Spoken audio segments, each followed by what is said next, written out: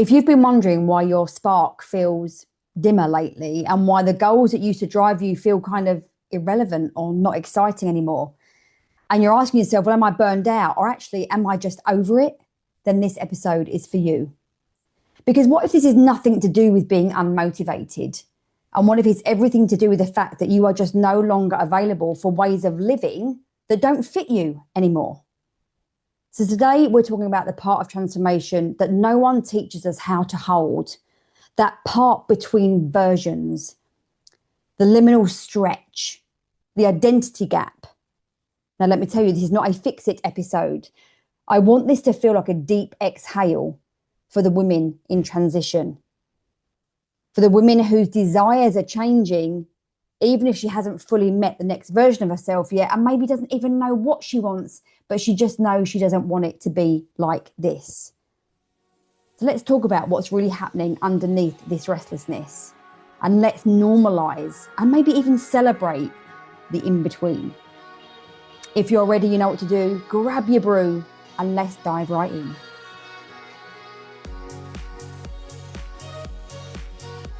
This is an episode that is so incredibly close to my heart because as a recovering alpha female, somebody who can still very naturally fall back into a shape and a strategy of doing and thinking, when I found myself in this season feeling like my ambition had gone, I didn't want the things that I used to want, I felt unmotivated, I was really scared.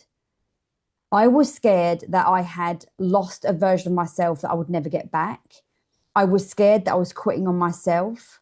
I was scared that I had suddenly become incapable of doing hard things. And I was scared about what that meant for my future. So if you are in this space right now and you're having any of those doubts, I really, really hope this episode will give you the belief that you're exactly where you're supposed to be. And rather than this being some kind of breakdown, a little bit cliche, it is actually a breakthrough. It's a potential, an invitation for transformation. So let's go. So if you've been wondering why the routines that you used to love, or even if you didn't love them, you was able to do them, they're just not working anymore. You don't want to do them. And why the habits, the success habits that you swore by now feel like they create friction in your life. And why maybe even some of the dreams and the goals that you had or set years ago suddenly feel like they don't belong to you anymore. They feel flat. They don't feel as exciting. I would love to offer you a different lens. Because what if that voice in your head that's telling you that you're unmotivated or that you suddenly become very scattered or that you're lazy, what if they're not the problem? What if they are just simply symptoms of this identity shift? They're symptoms of saying, okay, we're moving from here to here, and we want you to really wake up to the fact that things can be different, and actually they need to be different. You're in between identities. And this is the part that no one really talks about. I certainly had no idea about this when I found myself in it. It's this stretch between who you were and the version of you that is becoming. And whereas many of us start this as a fight, desperately trying to reclaim who we were, can we possibly learn to lean into it as maybe one of the biggest gifts that we're given?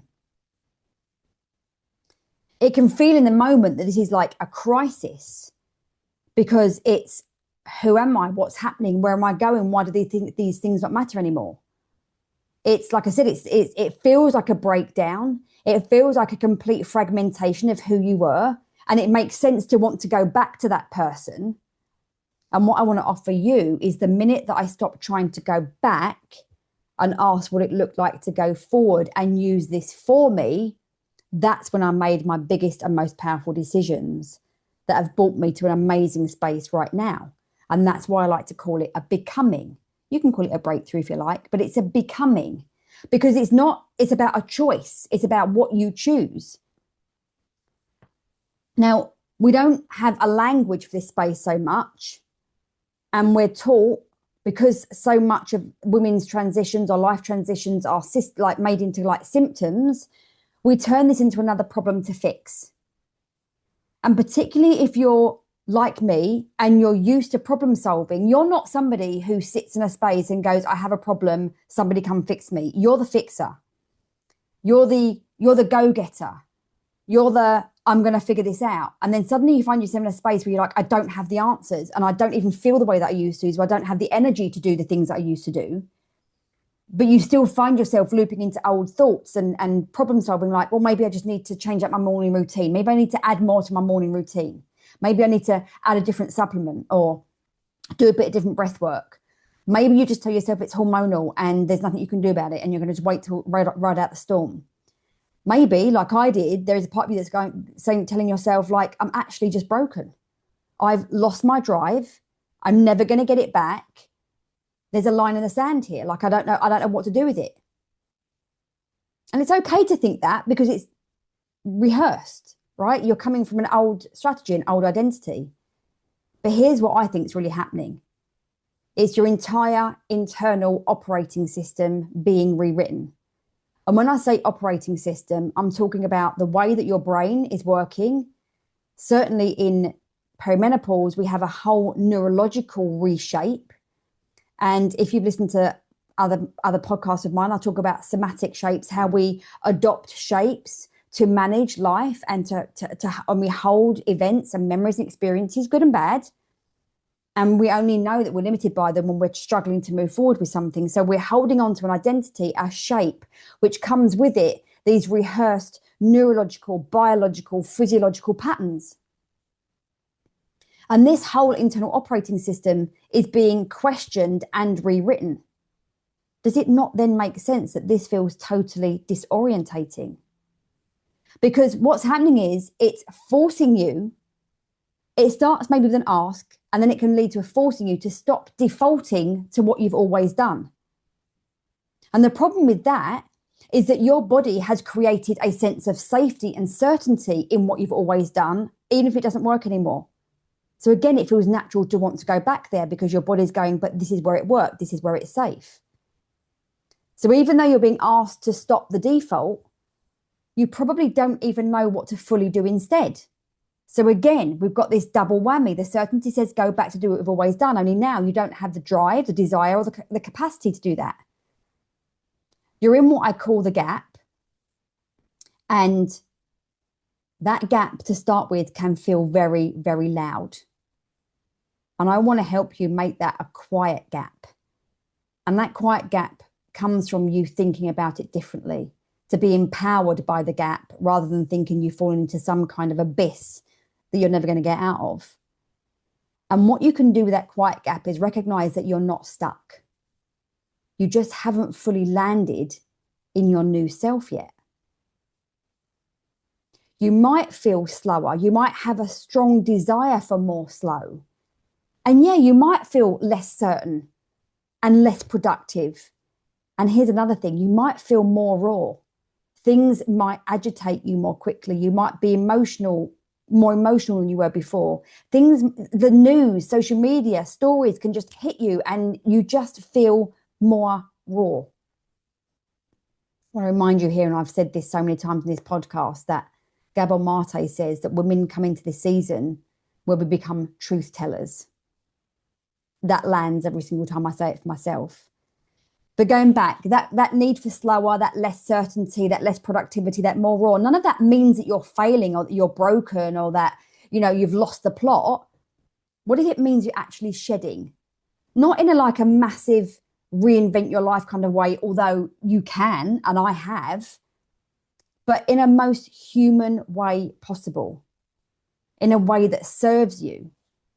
You're releasing strategies, you're releasing roles, you're releasing identities that once kept you safe or that you had to do. They were obligations. You didn't have a choice. But now things have shifted. And those things, they don't feel like home in your body anymore. And here's a part that I really don't want you to miss. There is nothing wrong with you for feeling lost in this part. You are absolutely not weak.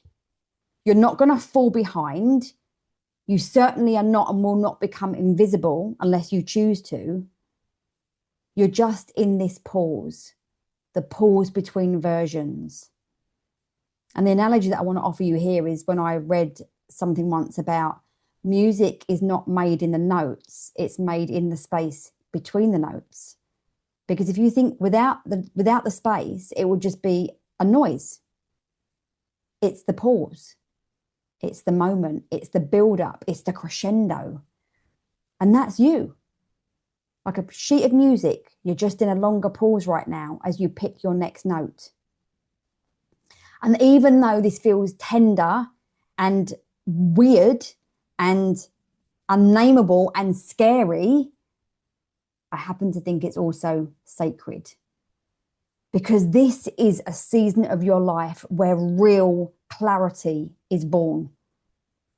Not from doing more, but from allowing more of yourself to be seen, by declaring more of what you want and going after it, by setting your own values and what success means for you, rewriting the script. And that next version of you, she doesn't need you to perform your way into becoming her by having more habits and being more strict and doing more things. She just needs you to stop abandoning yourself while you wait and join in with her in this process, because it's a process of transformation that requires your presence and your faith.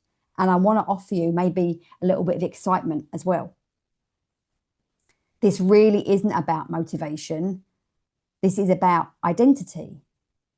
And you are so not late to your own becoming. If you're listening to this now, then maybe you've actually just started.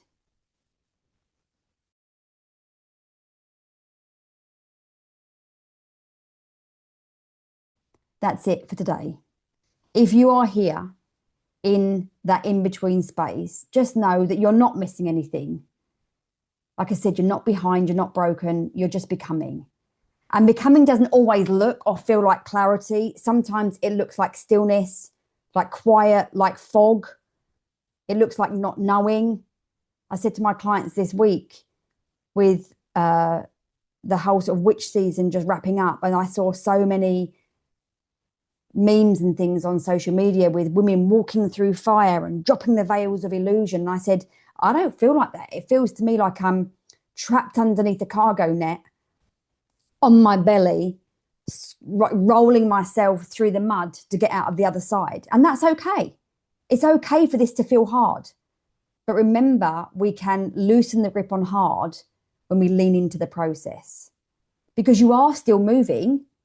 Even when it feels like you're standing still, there is massive momentum going when you lean into it. So go gently. Let this version of you be enough. Let yourself be safe and know you're exactly where you're meant to be. You're just traversing a bridge. And you deserve your full presence, and your future identity deserves your full presence. So until we speak again, stay soft and stay with yourself. If you love this episode, please do me a favour and give me a review on iTunes and give it a share on social media. It would really help me to get this podcast out to more women just like you. Thank you, and I'll speak to you again in the next episode of the Seeking Simplicity podcast.